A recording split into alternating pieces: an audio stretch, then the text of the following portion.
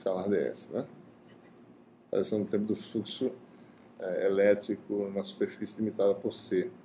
Essas equações, por sua vez, podem ser também escritas em termos de outro termo da análise vetorial, útil para a derivação de condições de contorno. Eu posso também escrever que a integral de superfície, né, de produto vetorial de ds com E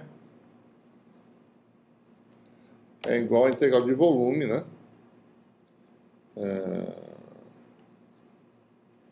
a integral de BdV. Isso é obtido simplesmente integrando ambos os membros no volume, tá certo? Né? E aplicando o teorema, o dual do teorema de Gauss, né? No caso do produto vetorial. E aqui também eu teria algo parecido, ou seja, são essas equações que nós temos, né? Você tem essa equação aqui, né? Eu acabei de mostrar, e a outra seria essa aqui, né? Certo? Com letra redonda no caso. E com essas equações, ele pode, utilizando um cilindrozinho, tá certo, de integração, né, aplicar essas equações integrais no limite em que ΔH tende a zero, você obtém as condições de contorno para os campos, né, que são já, ele já fez isso várias vezes, tá certo? Descontinuidade na companhia normal de D dá a densidade superficial de carga ρS, campo tangencial contínuo, né, certo? Uma vez que você não pode confinar um campo magnético numa superfície, né, se isso fosse possível, você teria uma contribuição no segundo membro, que é o fluxo magnético envolvido por uma área de dimensão nula, né, é sempre zero. A inexistência de carga magnética fornece a continuidade das componentes da componente normal de B, e se houver corrente de superfície, existe uma descontinuidade na componente normal de H, dada por essa relação. Essas relações são as mesmas obtidas no caso estático, né? Porque os campos dinâmicos, quando integrados na superfície ou num volume finito, né, eles dão contribuição nula, certo? Quando esse volume vai para zero, certo? Exatamente essa propriedade aqui, né? Ou seja, quando o volume vai para zero, ou seja, quando a altura vai para zero, essa integral dá zero, diferentemente da idealização de cargas superficiais ou correntes superficiais. Campos você não pode confinar numa superfície, certo? Eles sempre se espalham, né?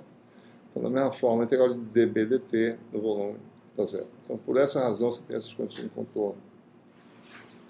É importante observar, a gente só vai entender isso bem mais no futuro próximo, certo?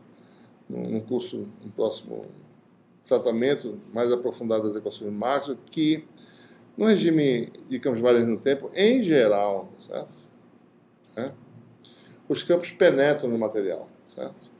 Ou seja, e as correntes sempre se distribuem junto com o campo. Ou seja, se um campo elétrico penetra num condutor, a densidade de corrente, né, obedecendo a lei de Ohm, certo? Por meio linear, ela simplesmente vai junto com o campo. Então ela também penetra no condutor. Então é muito difícil você conseguir uma situação de corrente de superfície ou carga de superfície. Esses parâmetros sempre são distribuídos no volume, certo? Ou seja, em geral, né, sem idealização matemática nenhuma, a condição de contorno geral, né, vai ser, para campos variantes, que todas essas condições de contorno são nulas, né? Ou seja, quando você admite que o campo penetra em qualquer material, mesmo no meio condutor, que não seja perfeito, né, então nós temos que não há esse conceito de corrente de superfície ou carga de superfície, né? E só em idealizações. Em muitas situações você precisa usar as condições exatas, né, reais, que você não tem, certo? Carga de superfície, porque a carga se distribui num volume pequeno, tá certo? Próximo da superfície, mas que existe, né? E você também não tem esse conceito de corrente de superfície. Então, a gente pode introduzir carga de superfície e corrente de superfície como idealizações, mas em muitas situações a condição de contorno exatas, né, que admitem essas grandezas distribuídas no volume tem que ser usadas, e seriam essas aqui, certo? Então é bom a gente atentar para isso, mas isso vai ser feito no curso futuro, né? A gente olhar isso em mais detalhe, certo? Muito bem, agora vamos olhar esse tópico aqui, potencial vetor escalar, e vamos ver como é que a gente agora, com equações que tem grandeza de campo acopladas, como é que ele pode definir funções potenciais que facilitem a solução dessas equações? Né? Então vamos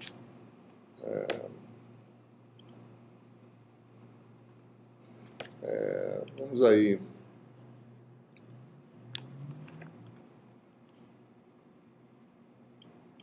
Muito bem. Beleza. Nós temos agora, né? Vamos falar sobre o potencial vetor escalar. Vou tentar fazer uma letra redonda para esses potenciais, né?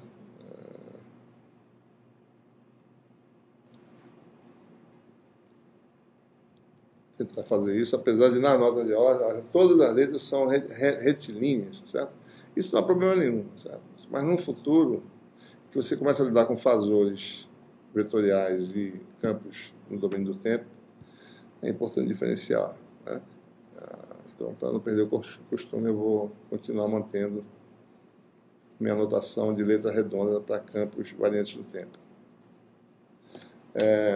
Ora, dessa equação aqui, nós tínhamos, no caso estático, né? Por exemplo, só lembrando, né? Nós tínhamos duas equações para o campo elétrico, uma rotacional de E igual a zero, né? Ou seja, o campo era irrotacional. Dessa equação a gente podia dizer, então, seguramente que poderia ser escrito como menos gradiente de opção escalar. Né? Aqui eu podia botar uma letra reta, na realidade, né? Campo estático, né? E da segunda equação, divergente de E, digamos, no meio linear, né? Homogêneo e isotrópico. E jogando essa equação aqui, você teria a equação de... Aqui, né? Você teria a equação de Poisson, Laplaciano de Phi, menos ρ sobre epsilon, certo? Bom, isso a gente agora não pode mais fazer, né? Porque no caso do magnético, né, nós tínhamos divergente de B igual a zero. Isso ainda continua, né? Então eu posso sempre dizer que B...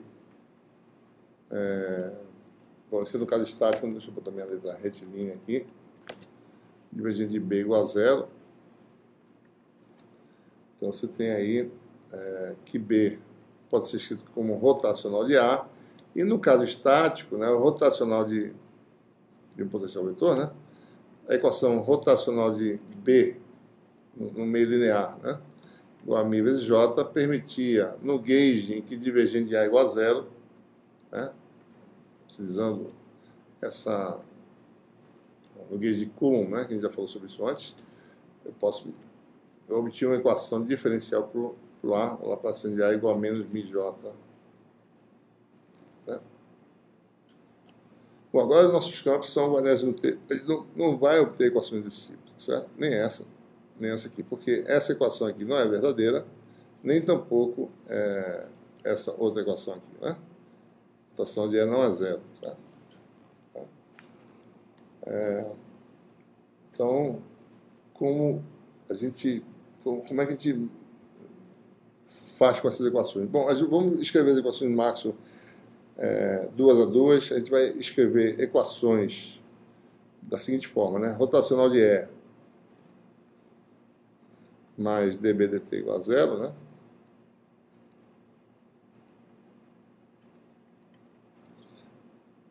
Divergente de B igual a zero. Essas são equações que não têm fontes nessas equações, né? Então essas são equações homogêneas nos campos. As incógnitas E e B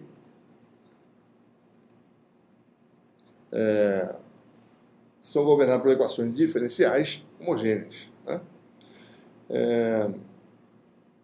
E você tem as outras duas equações que são equações não homogêneas, ou seja, divergente de D igual a ρ, né? E rotacional de H igual a J mais dd dt. Né?